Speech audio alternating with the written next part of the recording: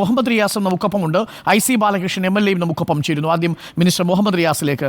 Minister, ഇന്നിപ്പോൾ ചെറിയ ശബ്ദങ്ങൾ കേട്ടത് അല്പം ആശങ്കയുണ്ടാക്കി. പക്ഷേ നാഷണൽ സീസ്മോളജി സെൻറ്ററുമായി ഞങ്ങൾ ബന്ധപ്പെട്ടു. വളരെ പെട്ടെന്ന് തന്നെ അവർ അത്തരം യാതൊരു സാധ്യതയുമില്ല, ലഘു പ്രകമ്പനങ്ങൾ മാത്രമാണ്, ആശങ്കപ്പെടേണ്ടതില്ലെന്ന് അറിയിച്ചു. ഇപ്പോൾ ജിയോളജിസ്റ്റും കൃത്യമായ വിശദീകരണം നൽകി. പക്ഷേ വലിയ സാധ്യത, ഉരുൾപൊട്ടൽ സാധ്യത കൂടിയ സ്ഥലമാണെങ്കിൽ അവിടെ താൽക്കാലികമായിട്ട് ആ സാഹചര്യങ്ങളിൽ ക്യാമ്പിലേക്ക് മാറ്റുക എന്നതായിരിക്കും. ഇന്നത്തെ ഈ ഒരു സാഹചര്യം കൂടി എങ്ങനെയാണ് നിങ്ങൾ കണക്കിലാക്കുന്നത് മിനിസ്റ്റർ? ചെറിയൊരു ആശങ്കയുണ്ടായോ ആ ഘട്ടത്തിൽ?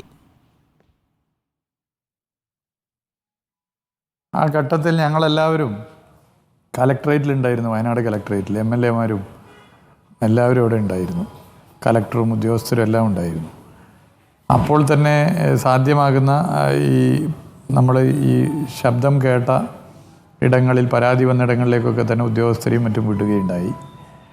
പിന്നെ അതുപോലെ ഇപ്പോൾ ഇവിടെ പറഞ്ഞതുപോലെ പ്രധാനപ്പെട്ട ഇതുമായി ബന്ധപ്പെട്ട കേന്ദ്രങ്ങൾ, ആ കേന്ദ്രങ്ങളിൽ ഇതിൻ്റെ മറ്റ് കാര്യങ്ങൾ അറിയാൻ വേണ്ടി ബന്ധപ്പെട്ടു. അതിൻ്റെ ഭാഗമായിട്ടാണിത്.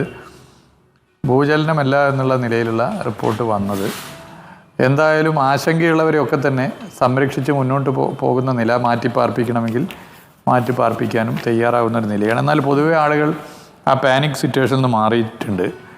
ഇപ്പോൾ പൊതുവേ ഈ നാഷണൽ സെൻറ്റർ ഫോർ സെസിമോളജിയുടെ ഈ നിലപാടുകൂടി പുറത്തു വന്നതോടുകൂടി ആളുകളിൽ ഒരു ആത്മവിശ്വാസം വന്നിട്ടുണ്ട്.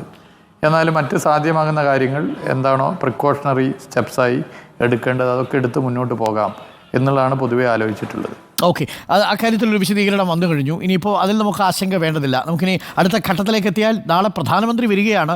നമ്മൾ 2000 കോടി രൂപയെങ്കിലും പ്രതീക്ഷിക്കുന്നുണ്ട് കേന്ദ്രത്തിൽ നിന്ന്. L3-യിലുള്ള ഒരു അതിതീവ്രമായ ദുരന്തമായി പ്രഖ്യാപിക്കണമെന്നാണ് നമ്മൾ കരുതുന്നത്. കേന്ദ്ര സംഘം ഇന്നിപ്പോൾ സന്ദർശനം നടത്തി. മിനിസ്റ്റർക്ക് എന്താണ് ആ സന്ദർശനം നടത്തിയ വേളയിൽ തോന്നിയത്? അവരുമായി, കേന്ദ്ര സംഘവുമായി സംസാരിക്കാനെങ്ങാനും സാധിച്ചിരുന്നോ മിനിസ്റ്റർ? അതെ, കേന്ദ്ര സംഘവുമായി നമ്മൾ സമയമെടുത്ത് സംസാരിച്ചിരുന്നു. കേന്ദ്ര സംഘം അവർക്ക് പറയാനുള്ള കാര്യങ്ങൾ പറഞ്ഞു. ഞങ്ങളെല്ലാ കാര്യങ്ങളും അവരുടെ ശ്രദ്ധയിൽപ്പെടുത്തി. ഒരു പ്രസൻറ്റേഷനും ഉണ്ടായിരുന്നു. ഞങ്ങൾ അവതരിപ്പിച്ച പ്രസൻറ്റേഷനും പറഞ്ഞ കാര്യങ്ങളും ഒക്കെ വെച്ച് തന്നെ അവർ ഇതിൽ കാര്യമായ പ്രശ്നമുണ്ട് എന്ന് തന്നെ ബോധ്യപ്പെടുന്ന സ്ഥിതിയാണ് ഉണ്ടായിട്ടുള്ളത്. ഇപ്പോൾ അടിയന്തര പുനർനിർമ്മാണത്തിന് വേണ്ടി, അതായത് റീകൺസ്ട്രക്ഷന് വേണ്ടി ഉള്ള തുകയും, അതുപോലെ തന്നെ ദുരിതാശ്വാസ ക്യാമ്പുമായി ബന്ധപ്പെട്ടും, ദുരന്ത മേഖലയിലെ ഡർബിസ് ക്ലീനിങ്, ചെളിയും മറ്റും ക്ലീൻ ചെയ്യുന്നതുമായി ബന്ധപ്പെട്ടും മറ്റ് എല്ലാ കാര്യങ്ങളും വെച്ചിട്ടുള്ള ഡീറ്റെയിൽഡ് ആയിട്ടുള്ള കാര്യങ്ങളാണ് ഞങ്ങൾ പറഞ്ഞിട്ടുള്ളത്. അവരുടെ സംസാരത്തിൽ നിന്ന് അവർക്ക് ഇതിൻ്റെ ഗൗരവം ബോധ്യപ്പെട്ടിട്ടുണ്ട്. അതീവ ഗൗരവത്തോടു കൂടിയുള്ള പ്രശ്നമായി ഇതിനെ കാണും എന്ന് തന്നെയാണ് അവർ പറഞ്ഞിട്ടുള്ളത്. നാളെ പ്രധാനമന്ത്രി കൂടി വന്നു കഴിഞ്ഞാൽ ഈ ദുരന്തത്തിൽ നിന്നും അതിജീവനത്തിൻ്റെ പാതയിലേക്ക് എത്തുന്നതിൻ്റെ കൈത്താങ്ങായി കേന്ദ്ര സർക്കാരിൻ്റെ നിലപാടുകൾ മാറും എന്ന് ഞങ്ങളൊക്കെ പ്രതീക്ഷിക്കുകയാണ്.